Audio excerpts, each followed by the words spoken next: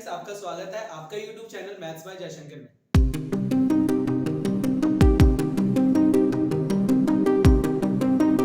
आज आपके लिए एक नया टॉपिक लाया हूं जो कि सॉल्व यूजिंग आइडेंटिटी। मतलब आइडेंटिटी बेस पे अगर आपको सॉल्व करना है क्वेश्चन तो कैसे होगा।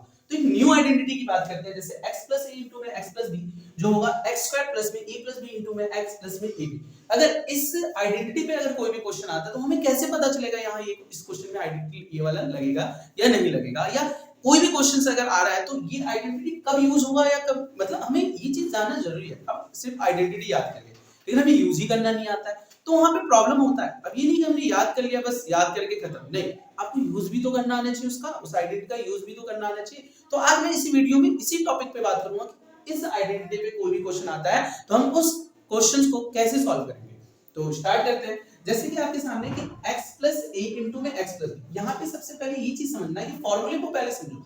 यहाँ पे ये x है और यहाँ x है, ये सेम होना चाहिए। अब जनरली के क्वेश्चन में x हो, अब वहां पे y भी हो सकता है, वहां पे 5y भी हो सकता है, यहाँ पे भी 5y, अगर यहाँ 3p तो यहाँ पे भी 3, हाँ आगे पीछे भी हो सकता है, ये इधर भी हो सकता है, ये वाला चीज इधर भी हो सकता है, बट दोनों मतलब मल्टीप्लाई में दोनों चीज क्या होना चाहिए, सेम होना चाहिए। ये चीज आपको ध्यान रखना है कि यहाँ पे जो वेरिएबल होगा वो वेरिएबल यहाँ पे भी होना चाहिए, जो कांस्टेंट यहाँ पे भी वो कांस्टेंट यहाँ पे भी, मतलब जो भी हो दोनों जगह सेम होना चाहिए। और फिर एक ना आपका डिफरेंट हो, दोनों में एक यहाँ पे दोनों जगह डिफरेंट होना चाहिए, ये चीज आपको ध्यान रखना है। तो उस केस में आपका ये आइडेंटिटी लगेगा x square plus a plus b into में x प्लस ab।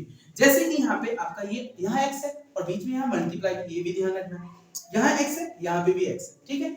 तो दोनों जगह क्या है, सेम है, और a की जगह यहाँ 2 है और b की जगह क्या है, 8 है।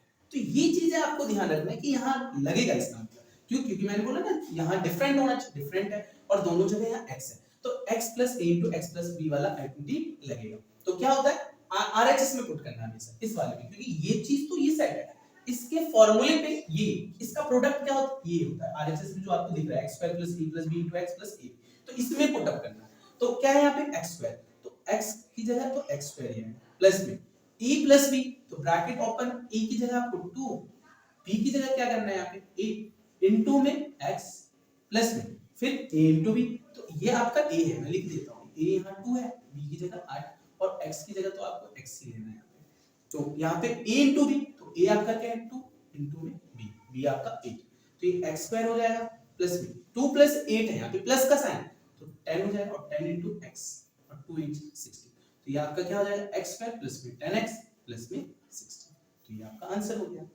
सेम आपके पास एक और क्वेश्चन आया, यहाँ पे कोई साइन नहीं, मल्टीप्लाई, क्या यहाँ आइडेंटिटी लगेगा, लगेगा, क्यों, यहाँ पे भी ये x सेम है, वेरिएबल सेम है, और मैंने बोला ना a और b डिफरेंट होगा, तो डिफरेंट है a और b, यहाँ पे x की जगह यहाँ पे x ही है, a की जगह आपका -7 है और b की जगह यहाँ 3 है। चलो RHS में पुट करें तो x स्क्वायर, तो x स्क्वायर ही नहीं, प्लस में a आपका क्या है यहाँ पे -7 प्लस में b क्या है आपका +3 है इनटू में x प्लस में a इनटू b, यहाँ पे a इनटू b, ठीक है। दो वेरिएबल के बीच में कभी भी कोई साइन नहीं होता तो मल्टीप्लाई, तो a इंटू b, तो -7 इंटू में b आपका 3 है। अब यहाँ पे x स्क्वायर हो जाएगा प्लस में -7 प्लस 3 कितना हो जाएगा -4 इंटू में x, और -7 इंटू में 3 कितना हो जाएगा -21, क्योंकि माइनस को प्लस से मल्टीप्लाई करेंगे तो माइनस आ जाएगा, 7 3 जा 20, तो आपका x square minus plus minus minus हो जाएगा -4x -21। अब हमने दो क्वेश्चन कर लिए, अब तीसरे क्वेश्चन जैसे 3a + 5 है इनटू में 3a + 7 है, क्या यहाँ पे ये आइडेंटिटी लगेगा, बिल्कुल लगेगा, क्योंकि यहाँ x दोनों में ये सेम है, ठीक है। तो x इक्वल टू यहाँ पे क्या रखेंगे 3a, और e की जगह आपको क्या दिख रहा है यहाँ पे a हो जाएगा 5 और b यहाँ पे क्या हो जाएगा यहाँ 7 हो जाएगा। तो हमेशा RHS में पुट करना आपको x square plus a plus b into x plus ab। तो x स्क्वायर, तो x की जगह आपका क्या रहेगा 3a स्क्वायर प्लस में a प्लस b, ब्रैकेट में a प्लस b, तो यहाँ पे 5 प्लस में 7 इनटू में क्या है आपका x, तो x की जगह क्या आपका आएगा 3a प्लस में a इनटू b, तो a की जगह 5 है इनटू में b की जगह 7 है। अब यहाँ 3a का स्क्वायर क्या हो जाएगा, यहाँ पे 9a स्क्वायर हो जाएगा प्लस में 5 प्लस 7 कितना हो जाएगा 12 इनटू में क्या हो जाएगा 3a प्लस 5 7 जाए कितना हो जाएगा 35, तो 9a स्क्वायर प्लस में 12 3 जा क्या हो जाएगा 36a प्लस में 12 3 जा 36 और a प्लस में 35। अब ये आगे प्लस माइनस नहीं होगा, क्यों? सब अनलाइक टर्म्स। तो ये आपका आंसर। अब जैसे एक और क्वेश्चन है 5y + 3 तो 3/2 इनटू में 5y - 1/4, क्या ये आइडेंटिटी यहां यूज होगा? होगा। क्यों? क्योंकि यहां x दोनों में सेम है और a और b डिफरेंट होना चाहिए। तो x की जगह आपको यहां पे 5y रखना है और e की जगह आपको 3/2 रखना है और b की जगह आपको माइनस में 1/4 रखना है। सिंपल सा।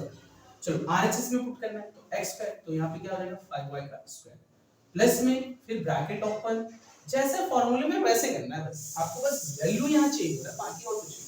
तो e की जगह आपका क्या आ जाएगा 3/2, b की जगह क्या है आपका -1/4 इनटू में x की जगह क्या है आपका 5y, फिर प्लस में ab, a क्या है आपका 3/2 इनटू में b आपका -1/4, 5 का स्क्वायर 25 हो जाएगा और ये y² प्लस एलसीएम लो, 2 और 4 का एलसीएम कितना हो जाएगा 4 हो जाएगा। ये तो फ्रैक्शन सब्ट्रैक्ट है, तो 2 और 4 का एलसीएम कितना होगा 4।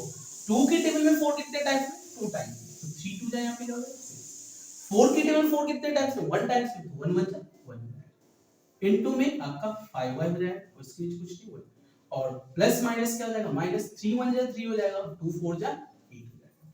तो यहां पे 25y² प्लस में 6 - 1 कितना हो जाएगा 5/4 इनटू में 5y अपॉन 1 माइनस में 3/8, तो 25y² प्लस में 5 5 जा 25y अपॉन में 4 25 आएगा और माइनस में 3/8।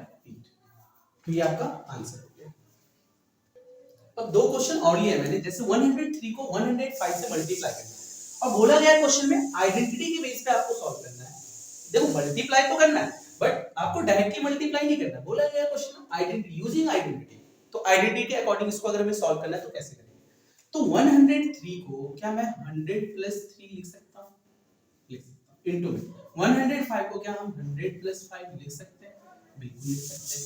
अब यहाँ पे ये आइडेंटिटी लग रहा है, ये डिसाइड करना है। बिल्कुल लग रहा है क्योंकि यहाँ x x सेम है, तो x की जगह क्या है 100, e आपका क्या है यहाँ पे 3 है और b क्या है आपका यहाँ पे 5, b यहाँ पे आपका क्या है 5 है।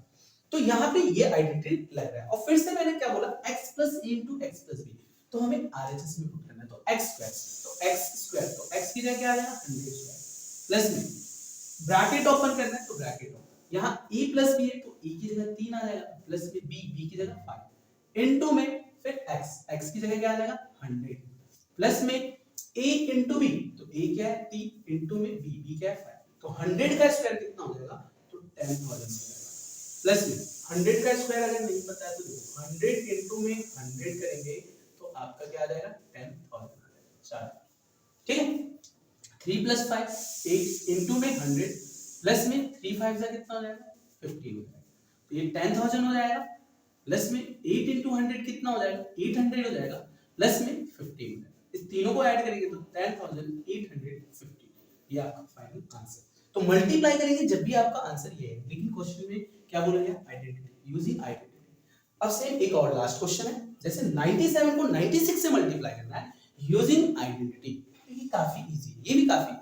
तो 97 को मैं क्या लिख सकता हूं 100 माइनस में 3 इनटू 96 को हम क्या लिख सकते हैं 100 माइनस में 4 लिख सकते हैं।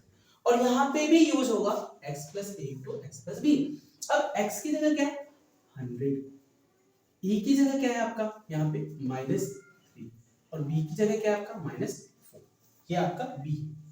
तो यहाँ पे x², तो x का स्क्वायर मतलब 100 का स्क्वायर प्लस में e + b, तो a की जगह आपका क्या है -3 और b की जगह -4 इनटू में x की जगह क्या है 100 प्लस में a * b, तो a की जगह क्या है -3 इनटू में b क्या आपका -4, तो 100 का स्क्वायर कितना हो जाएगा 10,000 -3 -4 -7 हो जाएगा इनटू में 100 प्लस में -3 इनटू में -4 कितना हो जाएगा +12 हो जाएगा 10,000 माइनस में 700 प्लस में 12।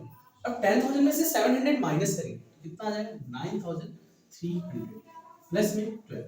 अब इस दोनों को ऐड करेंगे तो 9,312। तो उम्मीद है काफी अच्छे से समझ में आ गया होगा। अच्छा लगे तो वीडियो को लाइक कमेंट शेयर जरूर करें और चैनल को सब्सक्राइब करें।